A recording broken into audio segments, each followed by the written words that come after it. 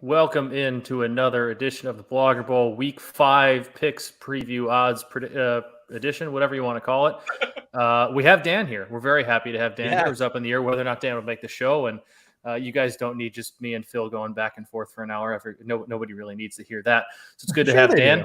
No, nobody needs that. Me and Dan was one thing. Me and Phil is a whole. Phil would probably agree with me here. It's a whole other thing when it's just us two for an hour. It would have been a 30-minute episode on Notre Dame. It would have been just Notre Dame football. Pretty much. We would have gotten elsewhere, but a half hour would have been Notre Dame.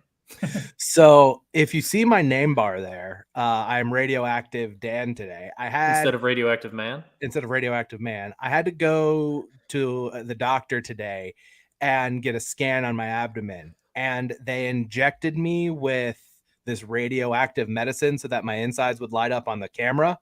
So like I literally have a doctor's note here that says I'm going to be radioactive for a couple of days. If for whatever reason I go through a radiation detector alarm, which I don't know why in real life anyone would ever do that.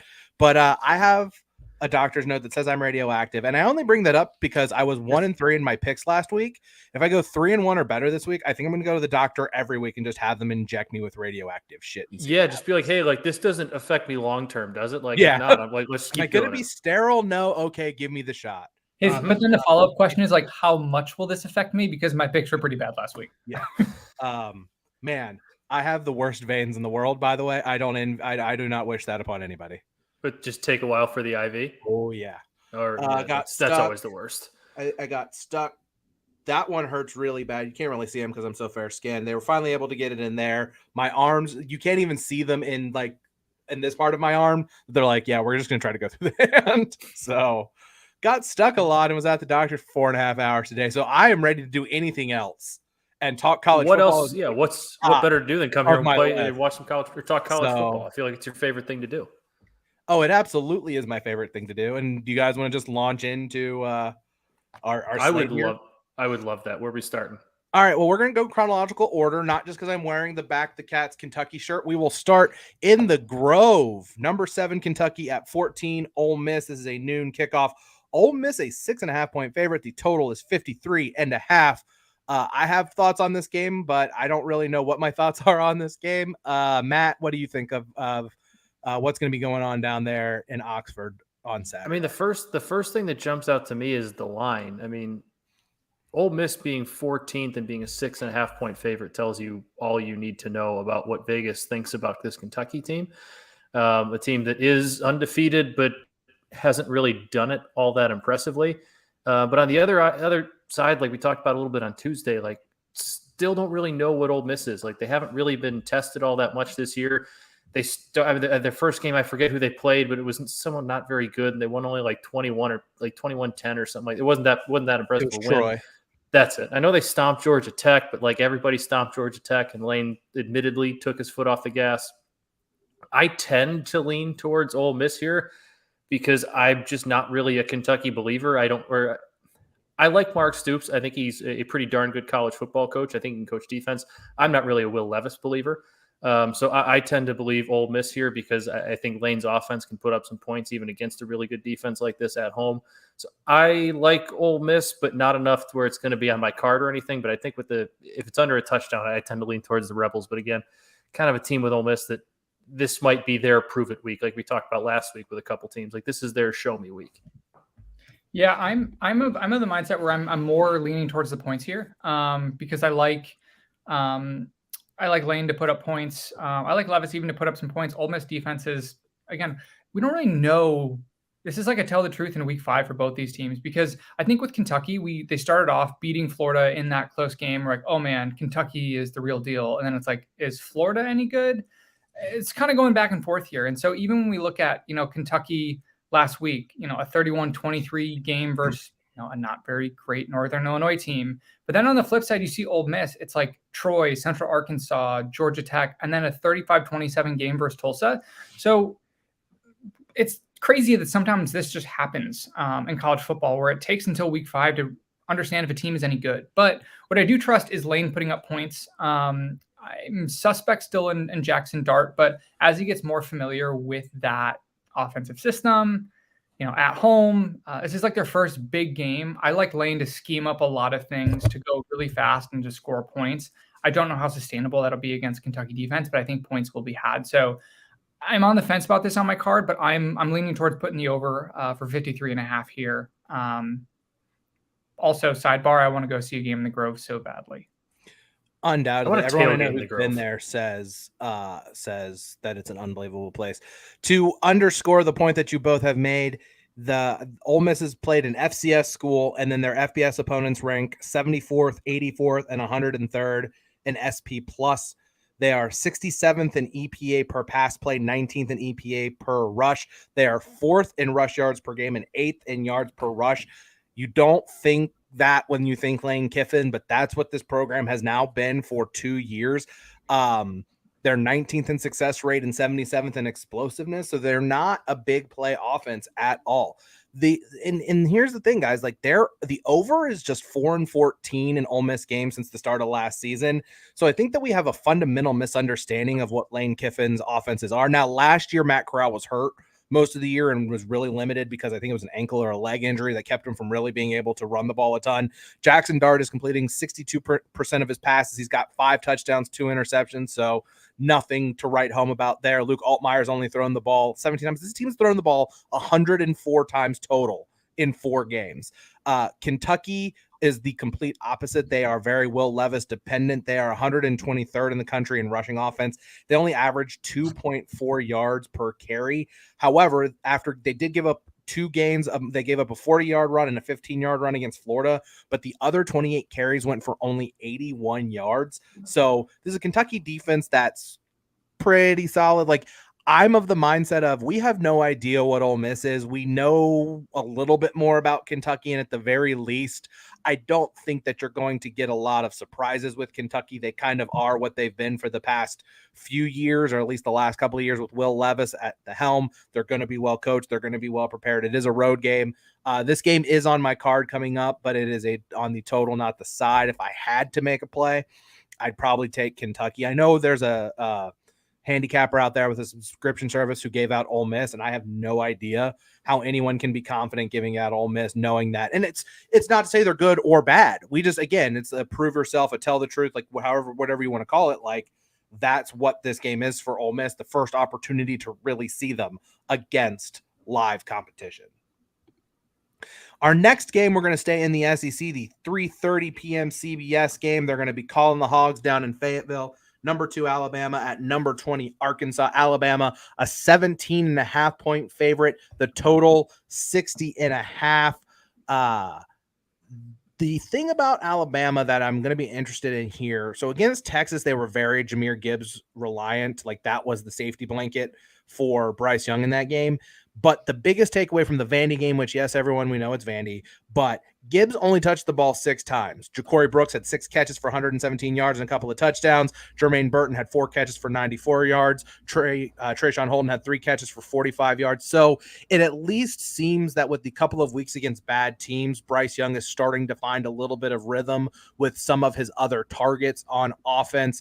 Man, can they continue to do that against this Arkansas defense, which has just been objectively bad all year? That said, Texas's defense was not thought to be very good, and frankly, they didn't play very well against Texas Tech, but they rose to the occasion at home in Austin.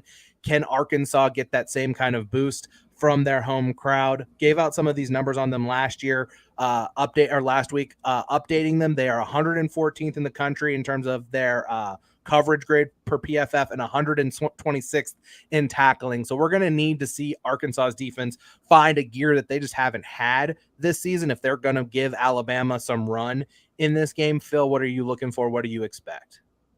This feels like a game that Nick Saban just goes and like dismantles Arkansas. Mollywops. Yeah, you said it, I didn't. So that's my total is still 0 for today. So put that on my tab, or don't put it on my tab. So I'm very much of the mindset. I think I'm weary of the spread still feels pretty big in terms of a late second half cover by Arkansas, because I think that's definitely on the table. I don't think they're going to roll over. I think they're going to fight pretty hard. But I think with the momentum that, and I think that I'd say that the pure anger that Saban has of still not performing at a high level against Texas in a big game. I think he's going to have them just like ready in an absolute psycho way. And so I'm staying away from the 17.5 because I'm a bit leery of a backdoor cover, especially. I just think there's going to be points, and part of that is I think, as you mentioned, Arkansas's defense is not very good. They're also pretty worn down, and it's a quick turnaround from a huge game and a tough loss that they had last week. So I like a fast start by Alabama. I like them to put up points early and often. I like them to move quickly. I like Bryce Young to be like extremely efficient, a game where it's like 19 of 24 for them, like 325 yards, something just kind of ridiculous like that. Because again, we saw Texas A&M be able to move the ball and do some things against Arkansas's defense, and Alabama's defense is in a whole different level. So I'm leaning more towards the points, and I'm looking at Alabama putting up 45 plus points in this one, and then Arkansas being able to scrap together a couple touchdown drives here or there. I just don't know how many. This is going to be a game that I don't think is going to be close. Yeah, I kind of get this sense of a defeated Arkansas team coming back home after the tough loss to Texas A&M. That's a tough one to get over, and clearly they were a little bit shell-shocked even in the second half after they were just tied. They didn't even give up the lead with that fluky fumble play. Like, it just tied the game, and they were just not the same team since then. I think you're going to see a little bit more of that, and this feels like a spot where Saban comes in on the road, talks about the need to make a statement because the last time they were on the road against Texas, they didn't, and this is the Nick Saban team that just comes in and blows the doors off Arkansas now. Could there be some backdoor cover action there? Sure, with 17.5. The hook on the 17 always scares me. But I looked up, Phil, I'm glad you mentioned Alabama's scoring 45 points. I was looking up their team total over. It's at 38.5. I really like taking that over. Going to take a look, see if I can find somewhere that has it at a 38 so I don't have to worry about that hook. But that's probably, I think, my play for this one is the Alabama team total 38.5, because I think this is a get-right game for their offense. Not that they figured it out against Vandy, but the offense has been a little bit inconsistent. Getting it right, Bryce Young playing really, really well, and Alabama kind of getting back to being Alabama. Yeah, I was just looking at that team total over for Alabama. It's an enticing number. That's juicy. Just worried, man. Like, Texas clearly spent all offseason preparing for that Alabama game. Arkansas doesn't have that luxury. No. So maybe it just kind of Arkansas's defense kind of is what it is at this point. Maybe they bow, but maybe they bow up. And that's like the one argument that I can make to say, well, maybe not. But yeah, man, that number, it feels like Alabama's going to be able to score 40 in that game if they want to. Moving on to the ACC, also a 3:30 kick. 22 Wake Forest versus 23 Florida State. Florida State, a 6.5-point favorite. The total 64.5. Phil, what are you expecting from your Noles on Saturday? I actually don't love my Noles this week. Oh, yeah, Phil, I know. So I'm have to blindly back them. Come on now. I mean, I'm not at the point. See, with my Noles, I can't blindly back them. I really That's like. reasonable. Yeah, right. Fair. It's like, I respect that. I pulled logic back into this one. So, I mean, I think Wake is going to come out firing again. I mean, they put up massive amounts of yards and were extremely productive and efficient against Clemson's defense, who is a lot better than Florida State's. I think Florida State fights hard in this one, but I just don't think they have when it's going to come toe to toe.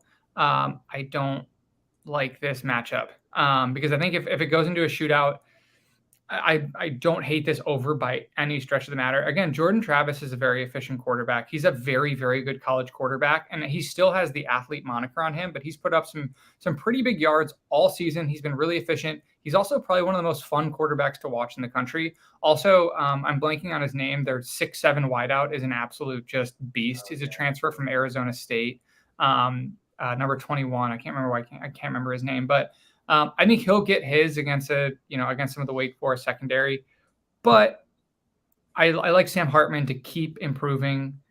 He played great last week. I love the Wake Forest wide receivers. So, even this one at Florida State, I like Wake at this point not to have a letdown game because I think they're going into this. If Florida State was unranked and let's say they were like 2-2 heading into this game, I think it'd be very different. But this is a hyped up environment.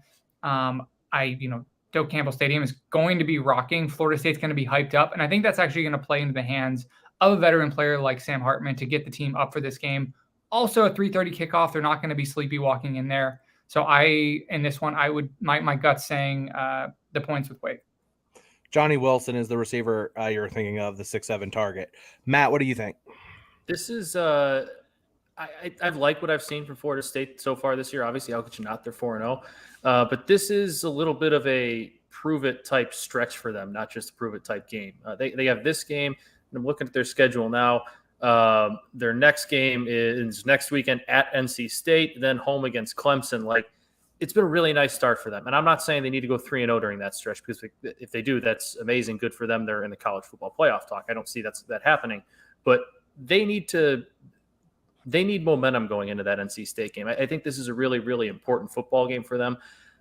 But we still don't know a ton. Like, their most impressive win was the big win technically not on the road, but kind of on the road against LSU in the Superdome to start the year. And that was a really nice win, but also one more that was kind of gifted to them a little bit by LSU.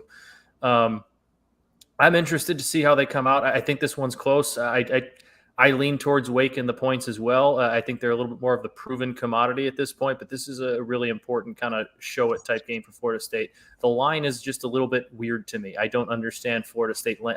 I understand them being favorites, but laying almost a touchdown is a little bit funky to me. I'm not really sure where that's coming from. So the only flaw Florida State has on offense is that they don't finish drives as well as they should. 73% of their quality possessions are quality drives, but they only rank 61st in points per quality drive. So they get past the 40-yard line and they're not finishing their drives as well as they should. Fortunately for them, 62% of the drives Wake Forest allows are quality possessions, and they give up 4.86 points per quality possession. So they're giving up touchdowns more so than field goals in that situation. Man, FSU's defense has been its weaknesses. Its run defense, their pass defense is okay, but not great. Everything about this, just looking at it, screams over to me, but every number I've looked at from people who actually handicap football says under, so it scares the shit out of me there. Like, this feels like a game where both of these teams are going to be able to score. We know that It's been very hard for anybody to stop Wake Forest when they're operational, and Jordan Travis has been playing at an exceptionally high level. Boston College is really bad, but he didn't seem to be showing any ill effects from the injury he suffered in the previous game. They kind of just dismantled Boston College in that game. So seems like an over spot to me. Man, I don't know if I want to lay 6.5 with Florida State, although it is at home. It is in the swamp. Game is going to be played as scheduled there. So that's kind of where I'm thinking. It does appear we're getting a good weather day too. I did do my research. I've talked about it Tuesday. It's like a 5% chance of rain, 86 and sunny. So we should be just fine. It's going to be swampy. Yeah, it's going to be, again, humid, and curious if some of the fields are going to be still potentially a bit sloppy. But, I mean, from all intents and purposes, the Carolinas, Florida, all that weather looks like a good weather Saturday where, should be some good energy there. But I was kind of not hoping for, that sounds terrible, but like curious to see if there's going to be a lot of like weird weather games, but it doesn't seem like that'll be the case. Yeah, the North Carolina total we talked about the other day is ticking back up, and I'm just mad at myself for not betting it at 49 or 50. Getting it over 49.5. You mean like a first half over. Game. Like, jeez. All right. The next game, again, the 3:30 window. I just a point of thought. Like, look at the schedule this week. The first two windows are like really good, and then it kind of peters off as we get later on in the night. We need to do a better job of scheduling. But a rematch of things out a little bit. Exactly. A rematch of what was a really, really spectacular Big 12 championship game last year. Number 9 Oklahoma State at number 16 Baylor. This is a 3:30 p.m. game. Baylor, 2.5-point favorite. Total 56.5. Let's not forget, this game came down to the final play of the game and a stop at the goal line for Baylor, but that was last year. Phil, what do you expect here in Waco? I like Baylor a lot in this game. This would be the first real test for Oklahoma State. They had a 58-44 win against a not very good Central Michigan team, a 34-17 win against a now coachless Arizona State team, and a 63-7 win against Arkansas Pine Bluff.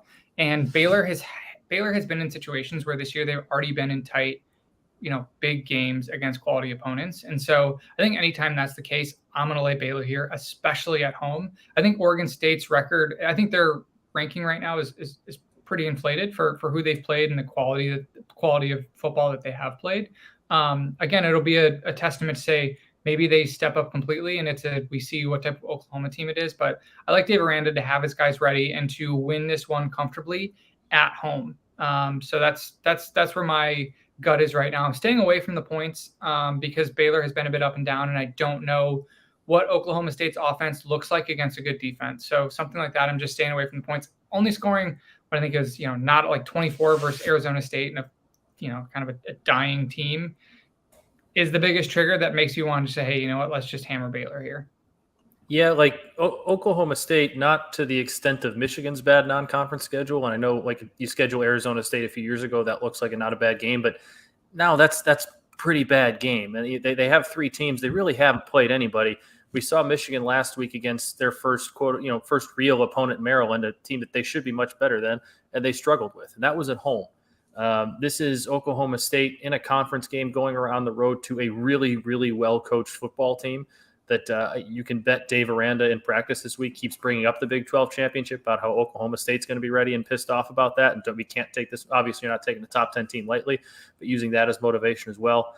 I lean towards Baylor here. Oklahoma State in the 3 games still giving up close to 400 yards a game, giving up over 100 yards on the ground, almost 300 yards through the air. Baylor can beat you either way. They're averaging over 200 yards of offense on the ground and through the air. I tend to like Baylor here, and I think I don't want to say just absolutely blow Oklahoma State out because I do think they have some talent there, but I think this is one Baylor kind of wins undoubtedly. Yeah, I'm not really sure. I don't honestly have any idea what I'm to expect because, again, we're dealing with an Oklahoma State team. You guys both put it very eloquently. The Central Michigan game's probably week 1 weirdness. They were up like 51-15, I think, in that game. And then Central Michigan just started throwing the ball all over the field.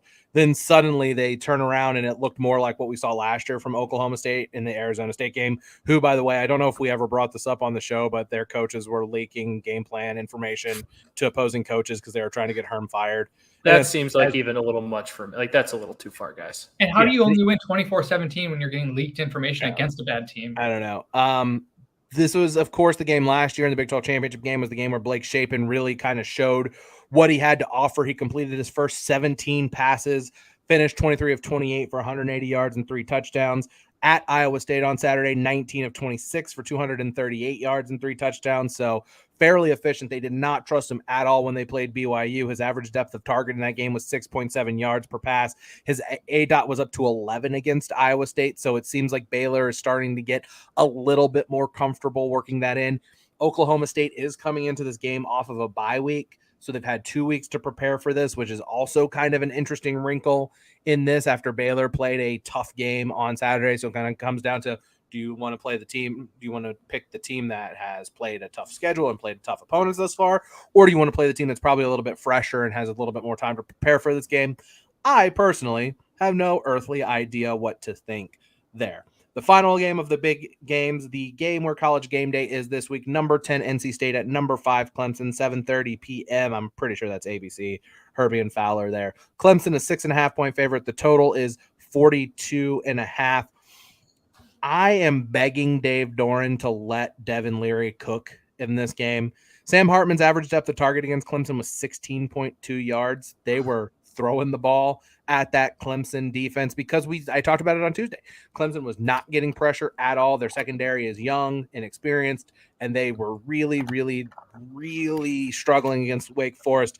Devin Leary's highest average depth of target versus an FBS team this year is 10.4 against ECU in the season opener. His ADOT over 10.5 just twice last year. They're 59th in EPA per play offense, 67th in success rate, 89th in the country in quality possessions, 66th in finishing. So Eli Drinkwitz, who's the coach at Missouri, recruited Devin Leary when he was still at NC State, and he told Pete Thamel that Devin Leary has Josh Allen arm talent. Well, if that's the case, let him freaking show it on Saturday, because if not, Clemson's going to play. The crowd's going to fire Clemson up. They're just going to run the ball. They're going to muck it up, and they're going to find a way to win a game when the Clemson defense clearly has weaknesses. And this is a game that NC State can win if they're going to go out and be aggressive. And I just don't trust that Dave Doran's going to do it.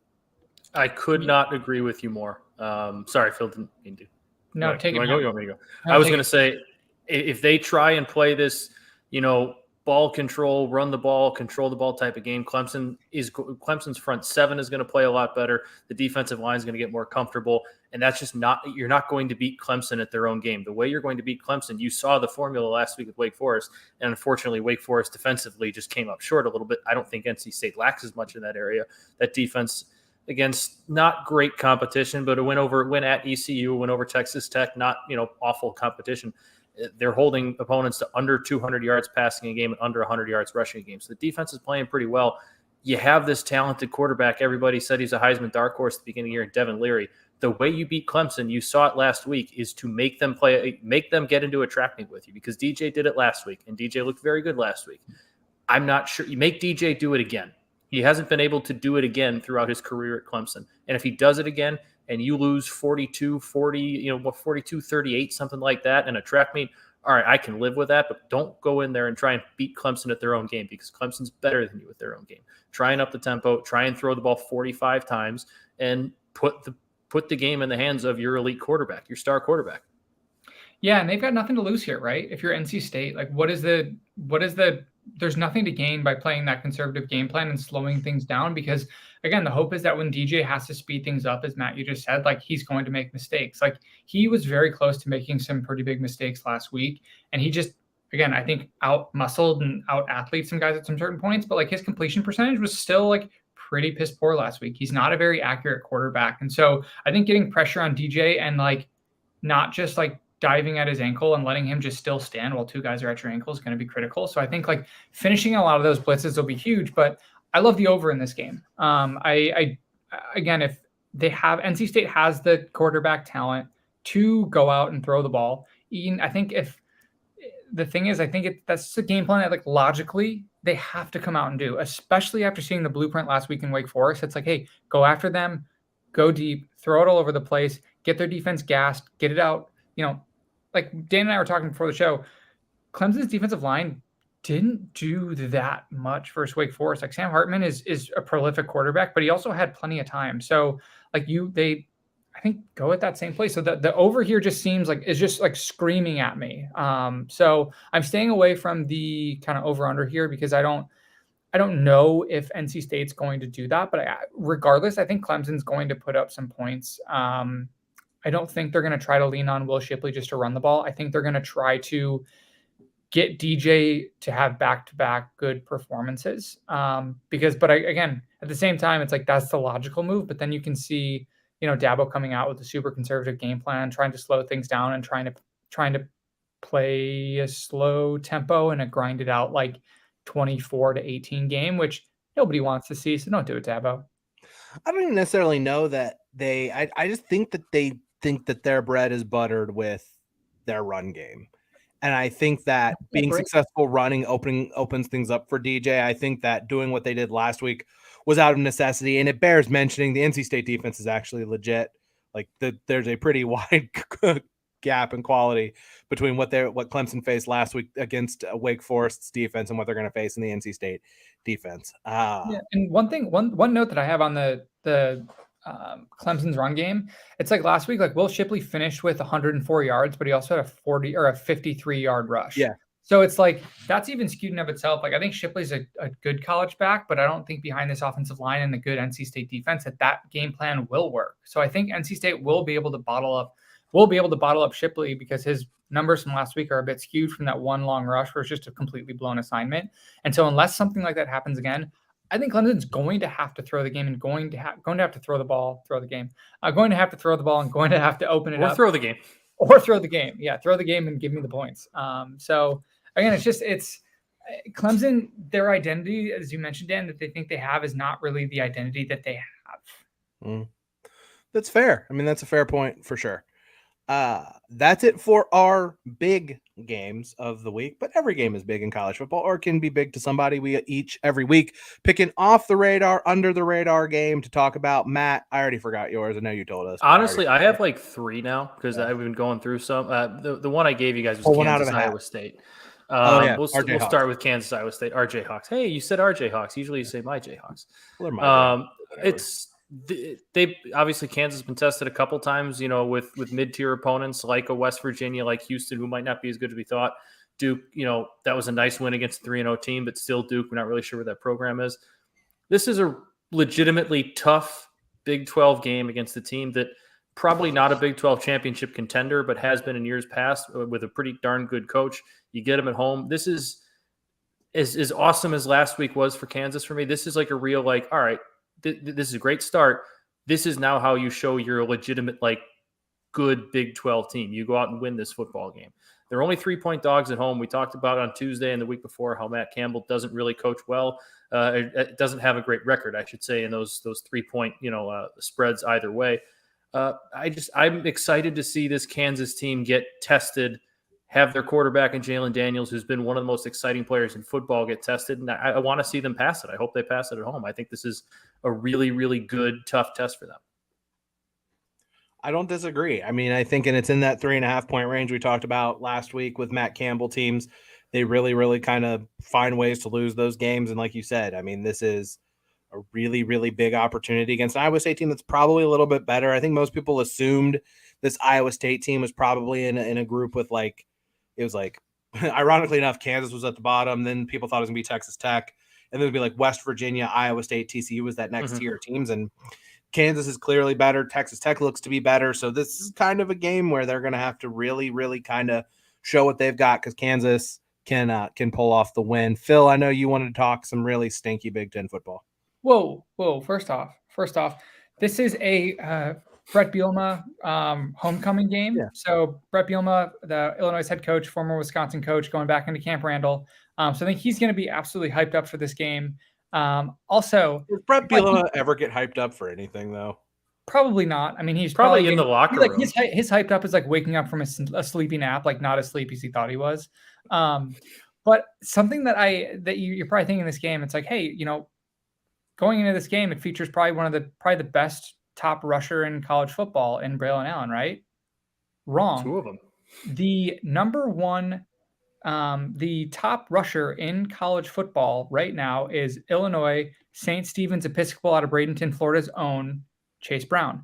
So I love that's a weird wrinkle in this game where you go in and you think, hey, Braylon Allen's is the best. I mean, he is the best running back in this game, kind of by a wide margin. But I love that this is going in, and I love that this is a homecoming for Brett Bielema. This is a big game for Illinois, because this is what this can do is if they win this game, this puts them into the upper mediocre tier of the Big Ten.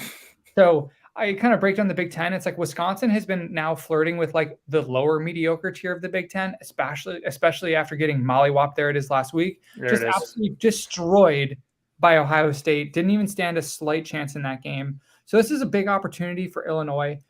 Wisconsin was probably super hyped up for last week, thinking that they stood a chance and got embarrassed on a national stage.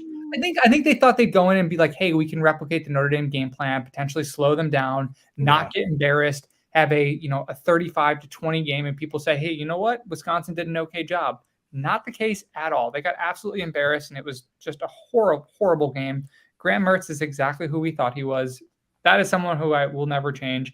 So this is an opportunity for Illinois to go in and establish themselves. It's kind of where Northwestern has been every other year for the past few years, which is, hey, we're not frisky, great, but we're like a bowl caliber team who can be a 7-8 win team who can occasionally pull off an upset and a sleepy Saturday in Champaign. And so they've also been recruiting at a higher level. So I'm looking for Illinois to take this next step. And actually, I think they're going to come out and beat Wisconsin in this game.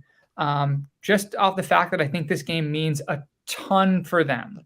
And that's what I'm saying. Illinois 3-1. 33-50 mark. We got that clock up in the 31-0 game off Chattanooga last week. So they're on a roll. It's at the 33-50 mark. I can see it in there. I got that ingrained in my head. If Illinois wins this game, you bet your ass I'm cutting this clip and throwing it all over social, Phil. And if they don't, I'm not going to say a word because it's a nice prediction. It's a bold prediction. I love it. This is a I love game terrible football too. I love terrible a terrible punt fest. So that's what this is going to be. Big Ten football. Run the ball, Iowa, run the ball, punt the ball. Well, it's a game that you can like games like this are, I think they're like my mom's favorite type of game, because what my mom loves to do during football games is fall asleep during football games. And so a game like this, you can fall asleep during for an hour and a half, and you wake up and it's like, oh, the ball is still at the 35-yard line from either side. 6-3. And it's 6-3. Like, I haven't missed a single thing. But then the ending ends up being like somehow being exciting and things like that. So this is a very sleepy game, but it means a lot to Illinois. And again, Illinois' uniforms pop too. I just like, why is this total in the 40s? It makes no sense. I guess there's just not a lot of faith that the Illinois defense is going to be able to stop Wisconsin. I don't know. I looked at it, I was like, I wonder what that total is. And it's in the 40s. And I'm like, that feels like it's something we should just bet the under on and just be done with it. But I'm not going to touch it. That game stinks. No offense, Phil, but my game really stinks. Move over UMass UConn. We might have the stinkiest game of the year in college football this weekend. Florida International hits the road to Las Cruces to take on the Fighting Aggies of New Mexico State.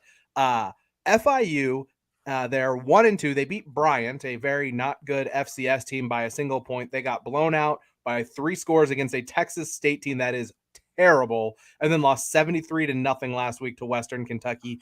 They have 23 upperclassmen on a 110-player roster, and 14 of their 23 starters coming into the season had never been full-time starters at the FBS level. So they have nothing back. They're one of the youngest teams in the country. And I thought this was interesting because New Mexico State is a 14.5-point favorite in this game. The only time they've been a bigger favorite since 2006 came in 2017 when they played UTEP, who finished 0-12 that year. New Mexico State was a 17.5-point favorite. UTEP was 0-12. New Mexico State went to their first bowl game in 57 years, and they were a 17.5-point favorite. New Mexico State ain't going to a bowl game this year, and they're a 14.5-point favorite. However, that 2017 team has a special place in my heart, and this goes back to my days working at the 4-Letter Network in Bristol. I used to work on the Van Pelt Show, and New Mexico State used to be on bad beats a lot. For some reason, they just managed to find their way into bad beats. So to win their last game of the season would get them bowl eligible, and that was Championship Saturday. So we're talking like Big 12, ACC, SEC, all those big games. So I'm talking to Van Pelt, and I pitched it to him. I was like, hey, look, we should find a place to put this in the show. Like, they have a device called Good Things That Happened, which is just later in the show, a way to get other stuff in there. He's like, he didn't say these words verbatim. He's like, fuck it. He goes, if they win, let's make it the best thing I saw today, which is, the leadoff element of the show on Championship Saturday. New Mexico State wins the game, and when we make them best thing I saw, the first highlight in the show on the Van Pelt Show, like a week or 2 weeks later, there are like 4 boxes of cookies delivered to Scott Van Pelt on the ESPN campus, sent by the New Mexico State football program thank you for featuring us on SportsCenter. And these were like 4 big boxes of cookies. Homemade? No, they were from a bakery in Las Cruces. But I've done some recon on this over the years because I want to try to find these cookies because they were so good. And I think they're called bizcochitos, which is the official state cookie of New Mexico. It's basically like a cinnamon anise, like butter. It sounds cookie. Delicious. They are awesome. And they were tiny. They were like that big. And there were 4 boxes of these cookies. So you're just like sitting there and you're just like, you can't stop eating these awesome cookies. So anyone who wants to bribe me at any point in my life when I was there or now at BetSports, if you want to bribe me with free stuff, I will support you. So I've always had a soft spot for the New Mexico State program, and it is absolutely ridiculous that team is a 14.5-point favorite against anybody, and it's kind of justified a little bit. Hey, New Mexico State football, if you send us all cookies, we will lead off we show. will lead off our show with that week with you that week. So if we you will send call us cookies this on Monday, we will lead off with your show with your team on Tuesday. Yes, we call this we call the Blogger Bowl, powered by BetSports, presented by New Mexico State University football. Also, you kind of buried the lead there. States have a state cookie? I mean, it's like, I don't know if it's like an official thing. It's just like it's an official thing now. Now we have to try each official state cookie of every state. So I've been kicking it around. I will probably buy some around Christmas. My fiance and her family, they do the Reynolds family cookie swap, and it's all the women on and her dad's side of the family get together, and they all make cookies and they all share them, and it's great because I don't have to do any of the work, and then she comes home with like 3 dozen. You reap all the rewards. It's great. It's great. Yeah, it's the best thing in the world. Speaking of the best thing in the world, betting on college football. I was 1-3. I don't want to talk about it anymore. I'm going to let Phil lead off this week because somehow Mr. Rooney, our volume better, came into the show today with 3. I got like 8 now. Oh, he's got 8 now. Oh, well, since he's up to 8 Phil now. can go. Phil can go. I also talked myself into a card too. But first off, if you notice my name, Free Holy Cross, there's no betting platform that is allowing me to bet on Holy Cross, which is just sad. It'll go up on Saturday. They play Saturday? Yeah, they play Saturday at Harvard. Yeah. Again, big rivalry, actually a big game. So I think they win by 74 points. But that'll come out on Saturday. If you do want to bet, just as a PSA, if you do want to bet FCS games, those will usually come out the morning of on Saturday. So get up early, check your sports book of choice. Those will start to populate. If you live in a WinBet state, WinBet. So shout out to Motoy, former guy, the senior trader, one of the senior traders at WinBet who used to do a show with us last year.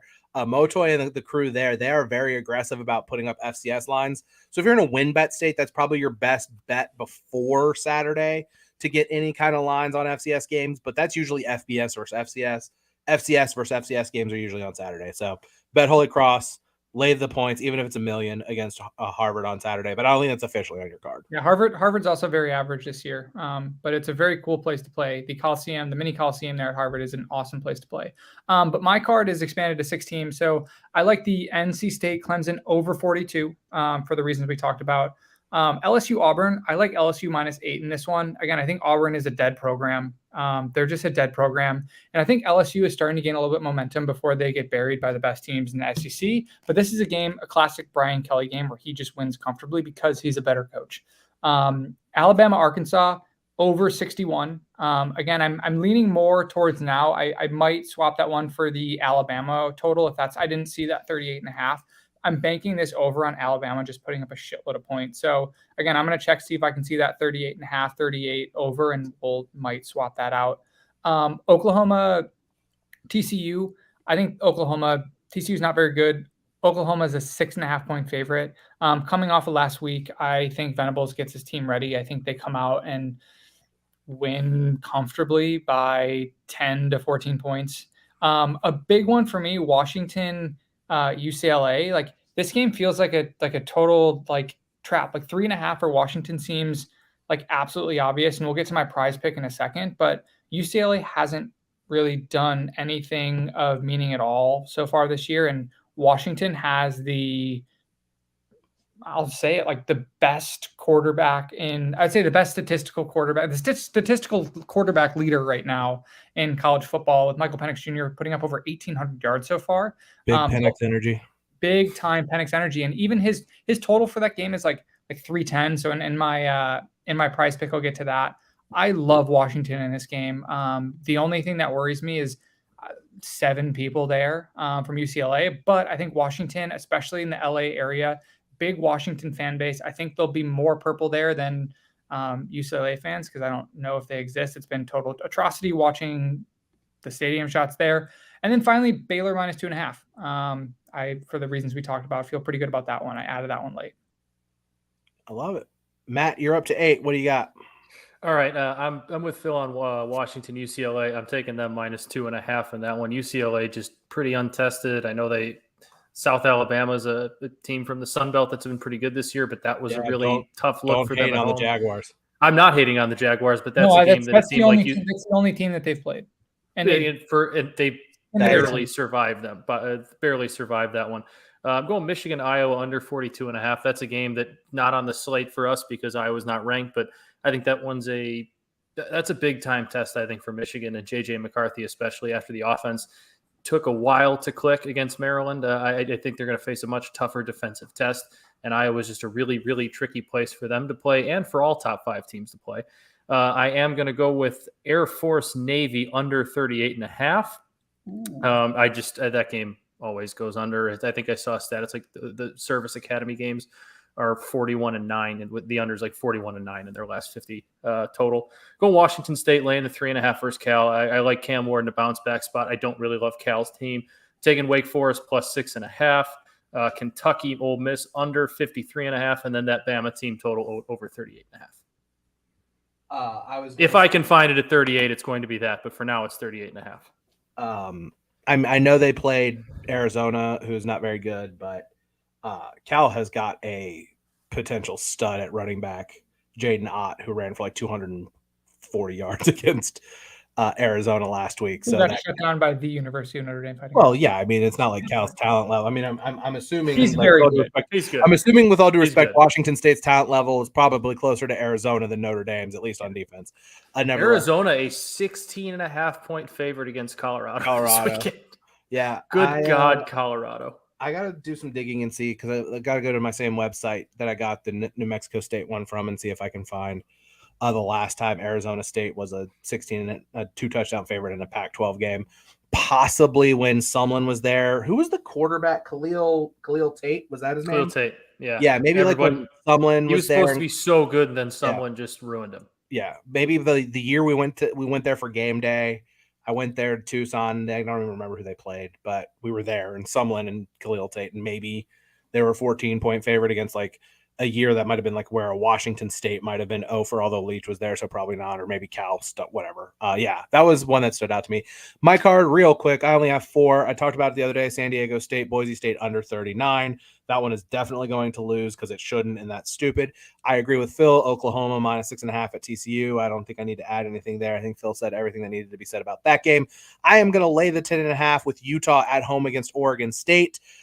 Utah is a very good team. They are playing at home. Oregon State, the tough loss against USC last week. I think Utah is just going to be way too physical for Oregon State in that game. And then Kentucky, Ole Miss. I'm going to take the under 54 in that game. Like I said earlier, Ole Miss 4-4. The over, is hit 4 times in 18 games since the start of last year for Ole Miss. So I think we tend to overrate at least the expectation for what Lane Kiffin's offenses are going to be. 54 is a lot for one team that wants to run the ball and the other team that just offense is good, but kind of one-dimensional and kind of reliant on Will Levis. So I'm going to do that. So San Diego State Boise State under 39, Oklahoma State -6.5 at TCU, Utah -10.5 versus Oregon State, and then Kentucky, Ole Miss under 54.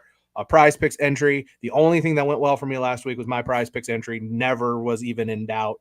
John Rice Plumlee was not very good against Georgia Tech. So I guess I can start because I'm rolling right now. Sure. I'm just going to keep going. I'm going to stay in that Utah-Oregon State game. I'm going to go with Dalton Kincaid, the Utah tight end, over 4.5 receptions.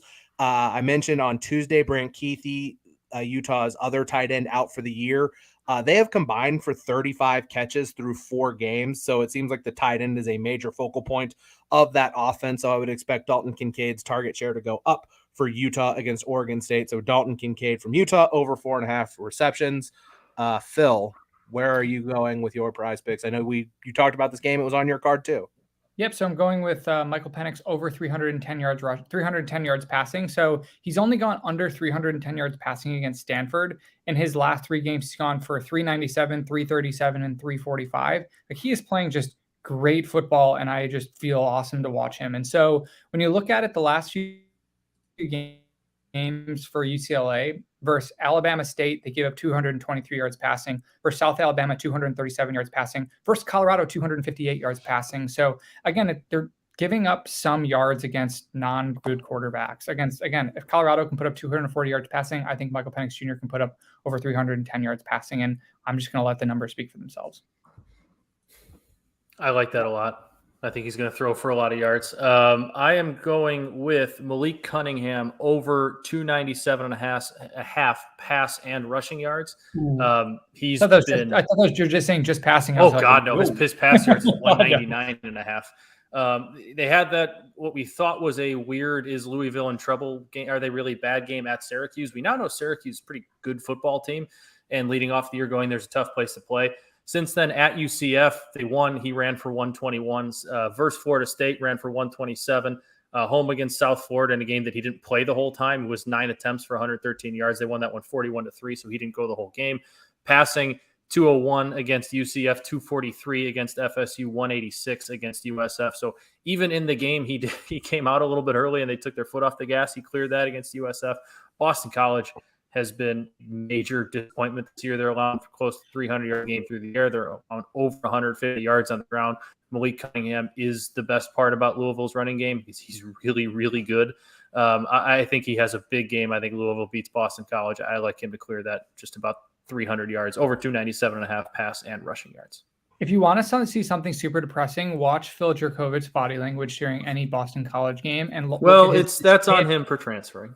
Well, look at his dismay. Look at the dismay and disdain that he has for his offensive line. He gets sacked or pressured on every other play, and then gets up off his back and just like shakes his head at them. It's really sad football to watch right now. But part of me is just kind of like, ooh, drink those sad tears. Yeah, sorry. I've got nothing else to add to that. I don't feel bad.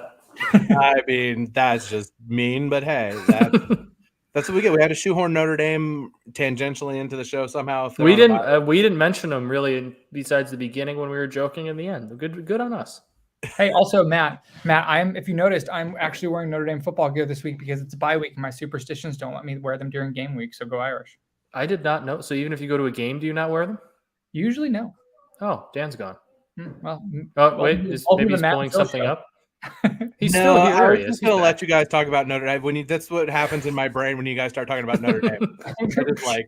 just like we won't I'm talk out. My too much brain is about like, him. I'm out of here. Do. That'll be my game to watch next week, though, when they play BYU. That's going to be my off the board game. That's that game. I mean, talk about a holy war. That one right there. Is... Well, can you trust? This is in my preseason preview. Can you trust a bunch of Mormons on the loose in Vegas?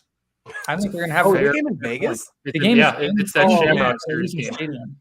Is there a bigger waste of a trip than like letting Mormons go to Vegas? Yeah. Like, it's gonna be like if I'm Vegas right now, I just absolutely just jack up the price of bottled water and just make an absolute killing this weekend. Yeah, like what caffeine-free Diet Coke or whatever too, like caffeine-free sodas. Like if you're more like, what do you go see like Cirque du Soleil or something? Like that's probably even got some sort of like devil magic to it that they can't watch. Yeah, they show thighs in that. Is there like a old male performer there doing something now? Probably some music performer probably doing something they're allowed to go watch. Is Tony Bennett still with us? I don't know if Tony Bennett is still with us. Wayne Newton's still performing. They can go see Wayne Newton, surely. But Wayne Newton's always with like scantily clad Vegas showgirls, and that's probably a bit. That's fair. That's off the. So you probably can't do that. Like they're gonna have a rough go of it, man. Yeah, Dan, prepare yourself for us to talk a lot about that game next week. Oh man, they can go to the Denny's on the Strip. And we're back. Keep disappearing. I don't know why. I think that's funny, but it's a funny bit. It's a funny bit. I'll do that next week. I'll just leave, or I'll just get up and I'll walk out of my office. I'll go make a snack or something while you guys are talking Notre Dame BYU. I mean, it's objectively a really interesting. That's actually a justifiable off the board. Yeah, it's like objectively, like I'm not going to put it on the. Like I said, it's going to have to be someone's off the radar. Game, but because I'm not putting that on the card. Although I don't know I haven't even looked. I don't even know what's on the schedule next week. Wait. Hold on a minute. Wait, is next Saturday October 8th? It is. Oh man. Polar Park. Oh man. If you guys think you're going to be bad next week, do you know what next week is? Oh, Oklahoma? Come on. Yeah, I mean it's the Red River. Hell yeah. Oh, should we have separate shows next week? Oh fucking hey, man! We should have a simulcast going. Matt and I breaking down this game, and you just talking about the other one. Because again, here's what we're gonna do: we're gonna add a bonus show next week. We're gonna come here on Wednesday. Wednesday is just going to be a Texas and Notre Dame show where we take deep dives for a half hour each into those games. Then Thursday will be a regularly scheduled college football show. Next week's slate is pretty awesome. It's pretty juicy. We're starting to get real. I mean, Texas A&M Alabama is going to be just for the storyline. I mean, I can't wait to see Saban just rip out a heart and eat it on live. I don't know how many points Ohio State's going to be favored by at Michigan State, but there's not a number I won't want to bet them at. Same thing with Georgia at home against Auburn. I think it's Georgia and Auburn. Georgia's going to be a 30-point. I wonder what the biggest Georgia. I hope actually Brian Harsin keeps it close so he's still there next week. Tennessee, LSU, Texas, Oklahoma. I mean, there's Purdue, Maryland. I'm just kidding. There's some good games next week. Oh wait, that also reminds me. Washington State at USC. Ooh. No. Okay, it's not. I was looking to see when the Liberty UMass. Have you guys seen what's going on in this game? Yeah, it's Pride. It's Pride weekend. They're going to wear UMass is going to wear their Pride uniforms or whatever, or whatever. Cool, awesome. Definitely support that. But you want to know how you actually shove it up Liberty's rear end? You don't schedule Liberty. Yeah, no, exactly. It's but again, I just think Liberty in general, just that cesspool always just makes me laugh. It does, but don't schedule that team. Just don't do it. I'm trying to scroll through here before we sign off and see if I can just spot an off the radar game. Duke, Georgia Tech, yuck. Ooh, North Carolina, Miami is kind of an interesting one. Western Kentucky, UTSA.